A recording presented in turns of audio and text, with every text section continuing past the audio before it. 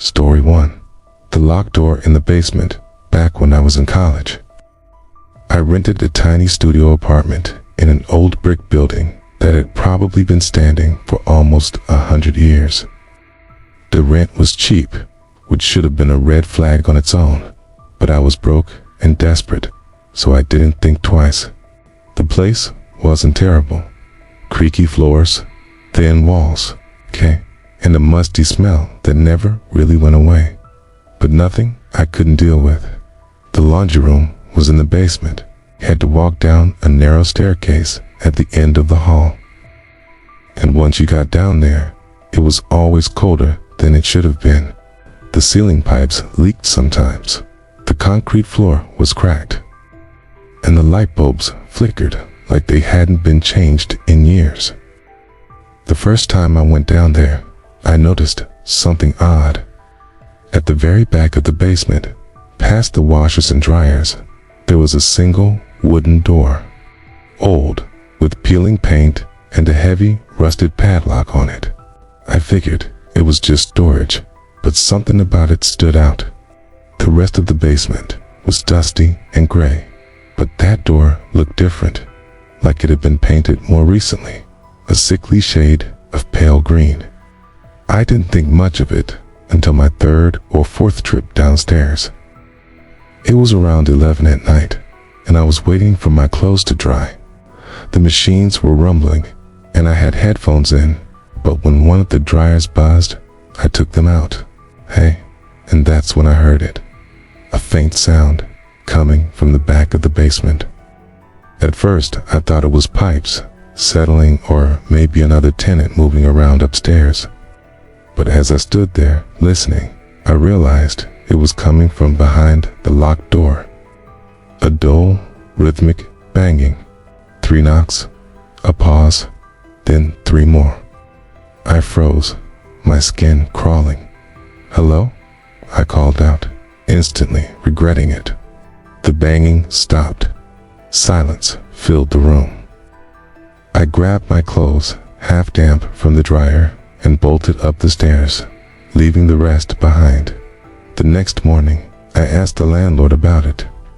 He was an older guy who lived in the building himself, in a bigger unit on the ground floor. I casually said, "Hey, what's that locked door in the basement? It's a green one." His expression changed immediately. Smile faded, and his voice went flat. "Storage," he said. "Don't worry about it.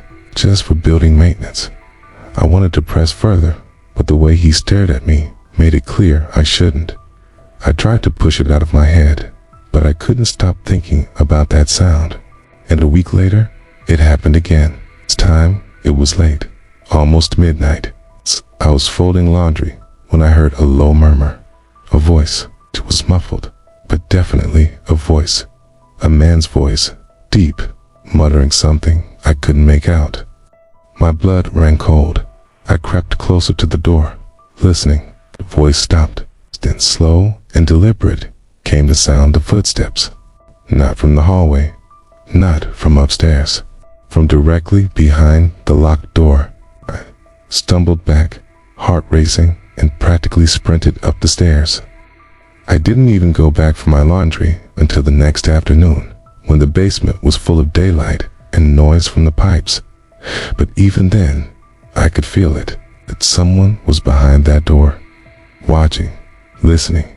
Over the next few weeks, I avoided the basement whenever I could. I only went during the day, and even then, never stayed longer than I had to. But one night, everything escalated. It was a Saturday.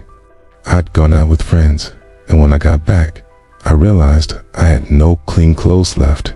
I cursed under my breath and decided to just do a quick load before bed. It was almost 2 a.m. when I went down. The basement was colder than usual, my breath fogging slightly in the air. The light bulb above the locked door was flickering, casting shadows across the far wall. I loaded my clothes into the washer, set the cycle, and sat on the folding chair with my phone. That's when I heard it. A scraping noise, like fingernails dragging across wood. It was coming from the locked door. I held my breath, staring.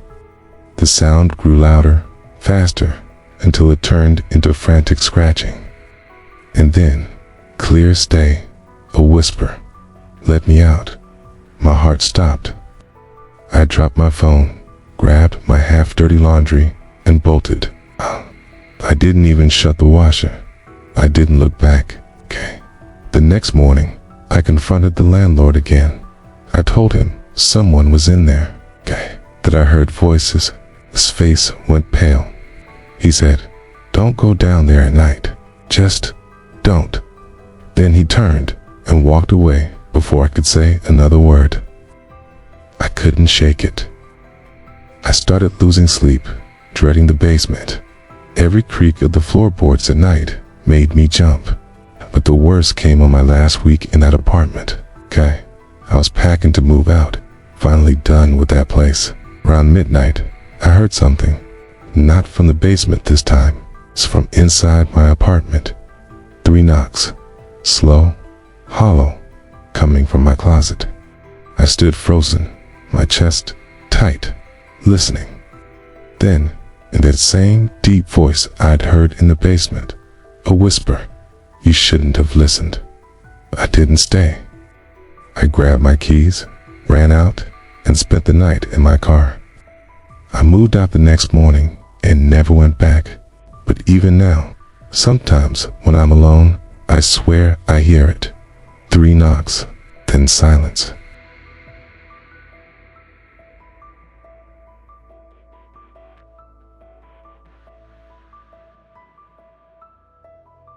Story 2. The neighbor who wasn't supposed to be there. This happened a few years ago. When I was living alone in a small 1-bedroom apartment. The building wasn't new. It had that old, kind of rundown feel. Thin walls, buzzing lights in the hall, and neighbors who mostly kept to themselves. The unit next to mine had been empty since the day I moved in. I asked the landlord about it once, and he said it had been vacant for months. No furniture, no tenant, nothing. Does that make sense? The place was quiet. Too quiet, sometimes. But about 2 months into living there, I started noticing things. It began with faint noises through the wall.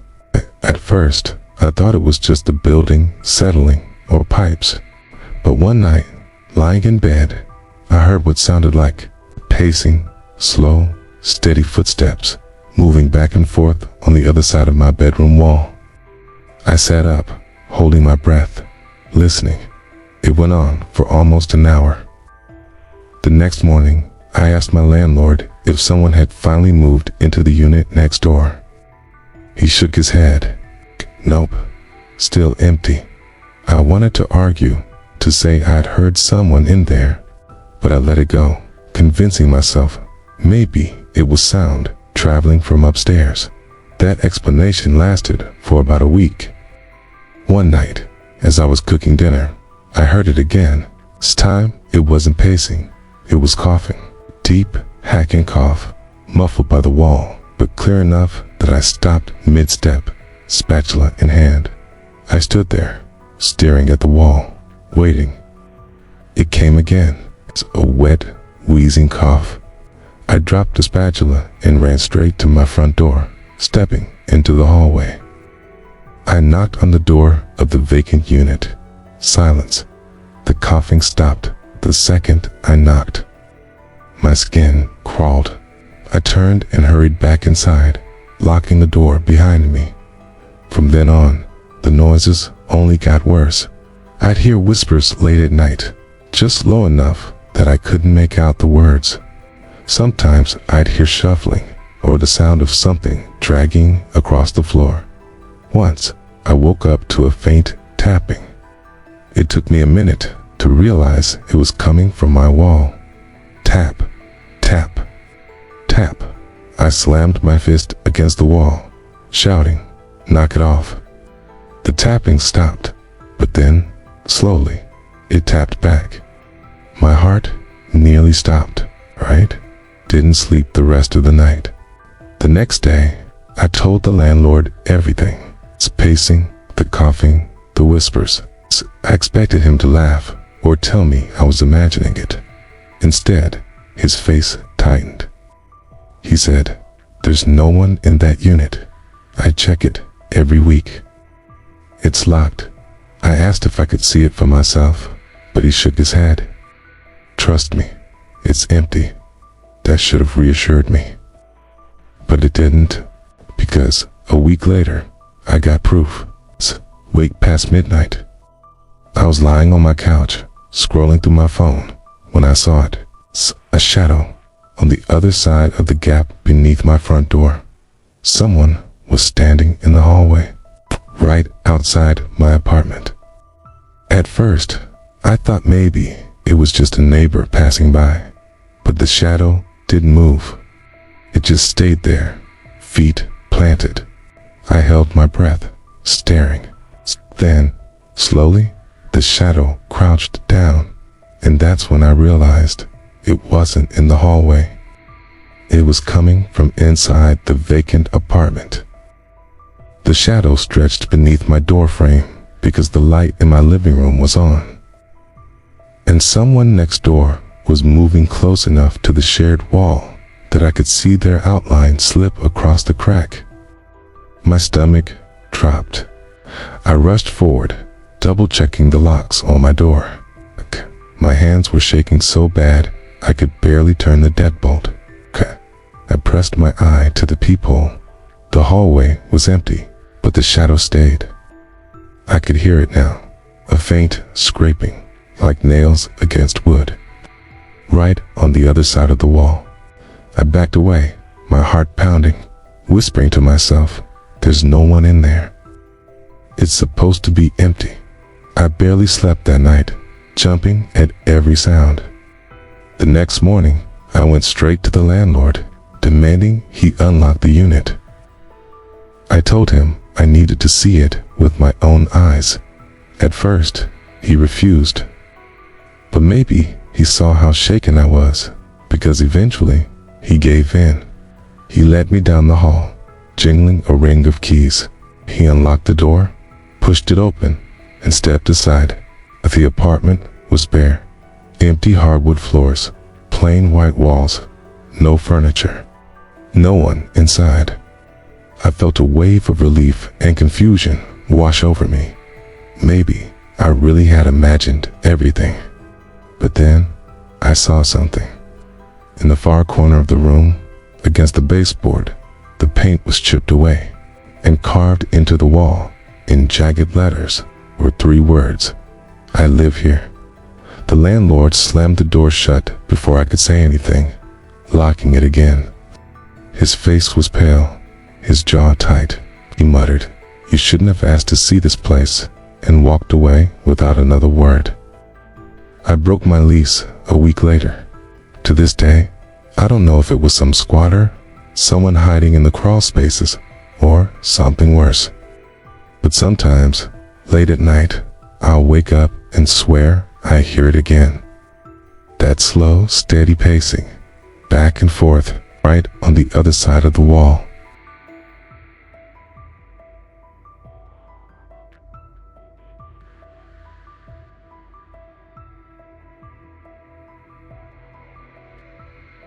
Story 3. The landlord's secret room.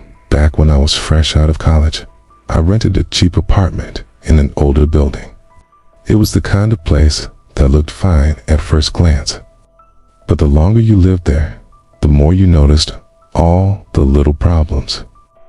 Creaking floors, flickering lights, doors that didn't quite shut right. The landlord was this older man named George. He was nice enough, but something about him always felt off. He was too involved in everyone's business. He'd show up unannounced, knock on doors at random hours, ask weird questions about who you had over. But the rent was low, and at the time, I couldn't afford to be picky. About 2 months in, I noticed something strange about my apartment. There was a wall in the hallway, just an ordinary white wall, but it felt wrong. If you tapped on it, it sounded hollow, like there was space behind it. I didn't think much of it until one night when I was lying in bed and I heard it. A thump. It came from inside that wall. I sat up, straining to listen. Another thump. This one louder. Then silence. I told myself, maybe it was the pipes. Old buildings make weird noises all the time. But deep down, I knew that wasn't it. Over the next few weeks, it kept happening. Sometimes it was scratching, sometimes knocking, and once, I swear I heard a muffled voice, like someone whispering. I tried bringing it up to George, the landlord. I said, "Hey, what's behind that wall in my unit?" His smile faltered for just a second before he said, "Nothing, just support beams." Toned, worry about it. But the way he said it, quick, dismissive, almost nervous, made me worry about it more. One night, curiosity got the better of me. I grabbed a flashlight, pressed my ear against the wall, and waited. For almost 10 minutes, there was nothing. Think, faintly, I heard breathing. Slow, steady breathing. Okay? Like someone was pressed up against the other side of the wall, doing the same thing I was. I jumped back, heart racing, and stayed up the rest of the night with every light on. After that, things escalated. So I'd wake up to find little things moved around my apartment. My shoes weren't where I left them. My kitchen drawer was half open. Once, my front door was unlocked when I was sure I'd locked it. It felt like someone had been inside, but there were no signs of forced entry. Then, one night, around 3 a.m., I woke up to the sound of my closet door creaking open. I froze. I could see the outline of the door slowly swinging, inch by inch, and then heard it from inside the closet. A whisper, low, hoarse, impossible to understand. I bolted out of bed, grabbed my keys, and ran out of the apartment barefoot, not stopping until I was in my car. The next morning, I demanded George let me look inside the wall. He flat out refused. When I pressed him, his face darkened. He leaned in close and said, "You don't want to know what's in there." That was it for me. I packed up and left within a week. A few months later, I bumped into another former tenant of that building. We got to talking, and when I mentioned the wall in my old unit, his face went pale. He told me the story. Years ago, a tenant went missing in that apartment. The cops searched, but nothing was found. Some people said George had something to do with it, but it was never proven. The theory was that there was a hidden room behind that wall, a secret crawl space that George used, for reasons I don't even want to imagine. I never confirmed it. I never went back. But sometimes, when I think about that place, I remember the breathing, so close, right on the other side of the wall. Those were 3 creepy, true apartment horror stories with dark secrets. Living in an apartment can feel safe, surrounded by neighbors, locked doors, and security. But sometimes, the real horror isn't outside. It's inside the walls. Which story scared you the most? Comment below and subscribe for more true horror stories.